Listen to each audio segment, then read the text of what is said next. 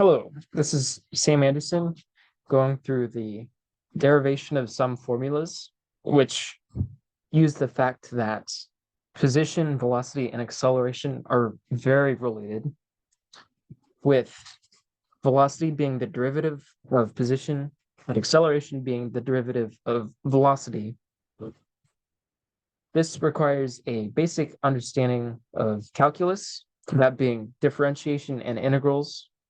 And I will be using that to find displacement as a formula of velocity and acceleration alike. So this hinges on the fact that acceleration is constant in certain circumstances. When acceleration is not constant, this does not work, right? I will be using the power rule as shown, and I will also be using the fundamental theorem of calculus, where the integral from some point to some other points of some function where there's a derivative is equal to f. It's going to be equal to the original function and not the derivative at that point. F of x minus f of 0. So applying this to actual position, velocity, and acceleration, we can see that the integral of velocity from the initial time to some final time, I'm going to say dt, is going to be equal to the position. It's going to be equal to the derivative of position at time 1 to time 2 is going to be equal to position at the final time minus position at the initial time. And what is this? This is displacement. So applying this to velocity and acceleration also, we would obtain something similar, but with some extra parts. So we're still using the initial and final time, but we're going to be writing it as a of t dt, but a is constant. So we get a dt. This is also equal to the integral of the derivative of velocity. And this is going to be equal to velocity at time 1 minus velocity at time 0, or delta v. Using this, well, delta v is good, but that doesn't really give us anything concrete to work with if we don't know what velocity is. So using this is an actual number, right? So acceleration is a constant, and using the power rule for integrals, we will get this integral is equal to a times the initial time or the difference between the initial time and the final time, written as shown. If your initial time is time 0, this is just going to be equal to at. Right. So using this, using something related to acceleration.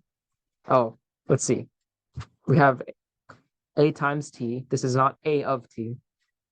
This is the same integral as shown right here. Is the same integral as shown right here. Is the same difference in velocity as shown. So delta v is going to be equal to final velocity minus initial velocity is equal to acceleration times time, right? Now, using this, but saying that the final time is going to just be a variable, we get velocity of some time t subtracted from v naught. V naught is actually a constant. We don't know what it is, but we will find it at some point. Using this, we can substitute into here this function, right? But have it rewritten in some interesting way. So say v of t minus v naught is equal to at. We're able to solve for v of t and obtain at plus v naught is equal to v of t. So we actually have a function for t now using time, and we can plug that into this integral up here and obtain something more concrete for displacement. So from 0 to t, or call it big T now, tau, we plug in v of t dt is going to be equal to the integral from 0 to tau of at plus v naught, which is a constant, times dt. This is actually, we know what everything in this will become besides displacement as shown. This will be equivalent to displacement, but with relation, it will be a function of acceleration in time. So we will obtain a t squared over 2 plus v naught times t. And this is evaluated from time 0. This is actually at the origin, to time big T, which we will substitute out in a moment. We're just using that as a placeholder variable. So we obtain just a t squared over 2 plus v naught t is this integral. This is also equal to displacement, which is final position minus initial position. So we get at squared over 2 plus v naught t is equal to d, or distance. Distance is good enough. There is actually another way to write displacement using the velocity function here. I need a moment to think through it, but that is fine. We have at plus v naught is equal to v of t. So we could write this as, let's see, you have at squared over 2 plus v naught t. We could rewrite this as t times at plus v naught. This is over 2 at the moment, so that's an issue. So we don't have a straight at plus v naught. However, we can factor out v naught. We get, or we can factor out the at and get the final v of t minus v naught over 2 plus v naught is going to be equal to t times v naught minus v naught. You get v of t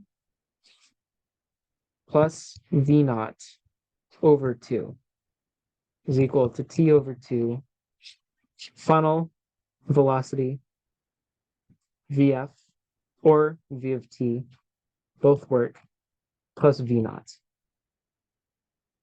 is equal to displacement. So we have displacement in terms of initial position and acceleration, and of initial and final velocity. Okay. I think that is all the formulas I had to go through. So to write them down, we have displacement is equal to acceleration times time squared over 2 plus v naught t. Displacement is equal to time over 1/2. I remember this is time change. So it'd be some time minus 0, or time at some point minus time at another point. Anyway, t over 2, v naught, or vt minus plus v naught. These are our two displacements. And we also have change in velocity in terms of acceleration, or delta v is equal to, I'm looking for it on the right side. We have delta v is equal to change in velocity is equal to at, or this. This can also be written as final velocity is equal to at plus v naught. And this was derived to find displacement. I'm going to look through my cheat sheet and make sure that's all the formulas I need to prove. Let's see.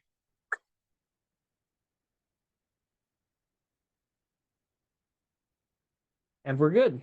These would be written in different ways, but this is enough for now.